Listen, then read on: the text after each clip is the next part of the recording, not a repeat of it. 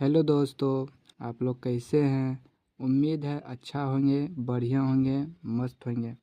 कल के वीडियो में हमने देखा था केंद्र बैंक के कौन कौन से कार्य हैं। उसमें हम 5 कार्य देखे थे केंद्र बैंक का, और छठा कार्य है केंद्र बैंक का और एक महत्वपूर्ण कार्य होता है साख नियंत्रण। तो चलिए हम आज शुरू करते हैं। साख नियंत्रण किस प्रकार केंद्र बैंक साख को नियंत्रित करता है। आप इस चैनल पे नया है तो मैं आपको बता दूं कि इस चैनल पे हिस्ट्री, ज्योग्राफी, इकोनॉमिक्स सभी का आपको हैंड राइट अपना हाथ से लिखा हुआ नोट्स आपको प्रोवाइड करूंगा। तो इस चैनल पे नए हैं तो इस चैनल को सब्सक्राइब करें, शेयर करें और ज़्यादा से ज़्यादा लोगों तक इस वीडियो को पहुंचाइए। तो चलिए आज के वीडियो को हम शुरू करते हैं। साख नियंत्रण क्या है। मुद्रास्फीति क्या है। मुद्रास्फीति तथा अपस्फीति की स्थितियों का सामना करने के लिए केंद्र बैंक द्वारा उचित मौद्रिक नीति को अपनाया जाता है, जिसे साख नियंत्रण कहा जाता है। ठीक है।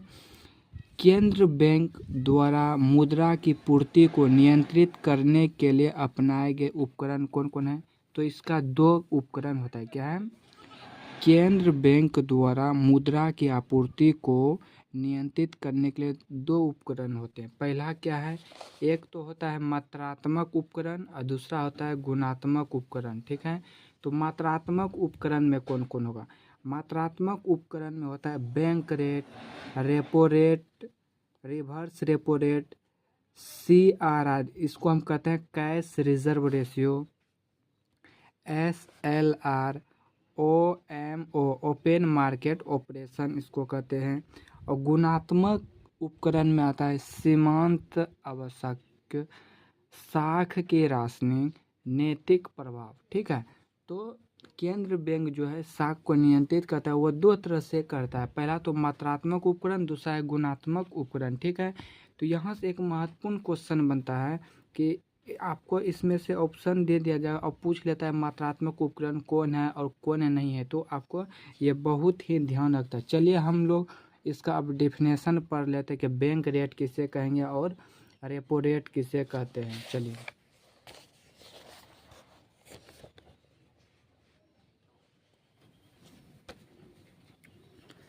तो बैंक रेट को हम देखते हैं। बैंक रेट इससे अभिप्राय उस दर से है जिस पर RBI वाणिज्य बैंकों को दीर्घकालीन ऋण प्रदान करता है, उसे हम क्या कहते हैं, बैंक रेट। ठीक है। मतलब कि इसका कहने का मतलब है बैंक रेट हम उसे कहेंगे जब RBI वाणिज्य बैंकों को लॉन्ग टर्म लोन उपलब्ध करवाता है, उसे हम बैंक रेट कहते हैं। बैंक दर में वृद्धि अक्सर ब्याज की दर में वृद्धि ला देती है, जिस कारण ऋण प्राप्त करने की लागत बढ़ जाती है तथा वाणिज्यिक बैंक RBI से ऋण प्राप्त करने हेतु हतोत्साहित होते हैं या फिर निरुत्साहित होते हैं। ठीक है। मान लीजिए बैंक रेट यदि बढ़ेगा तो वाणिज्य बैंक सेंट्रल बैंक या RBI से कम ऋण लेगा, तो इससे क्या होगा, तो कम ऋण लेता है तो इससे वाणिज्य बैंक RBI से लोन लेने के लिए निरुत्साहित होते हैं या फिर हतोत्साहित होते हैं। ठीक है। अब दूसरा देखते हैं रेपो रेट। ठीक। यह वह दर है जिस पर केंद्र बैंक वाणिज्य बैंकों को अल्पकालीन शॉर्ट टर्म ऋण प्रदान करता है। क्या है, शॉर्ट टर्म ऋण प्रदान करता है, उसे हम रेपो रेट कहते हैं। ठीक है। इसका दूसरा पॉइंट देखते हैं। मुद्रास्फीति के दौरान रेपो रेट को बढ़ाकर पूंजी की लागत को बढ़ाया जाता है।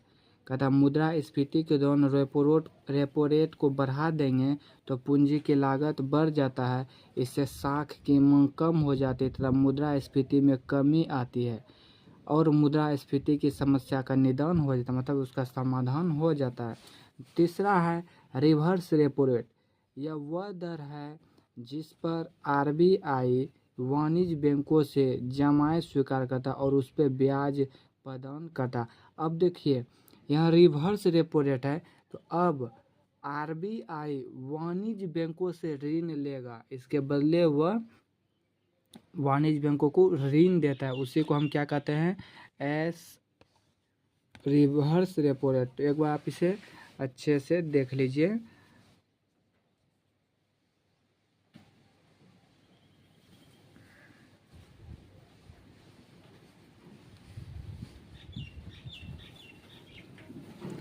आज के लिए बस इतने ही, कल हम फिर देखेंगे।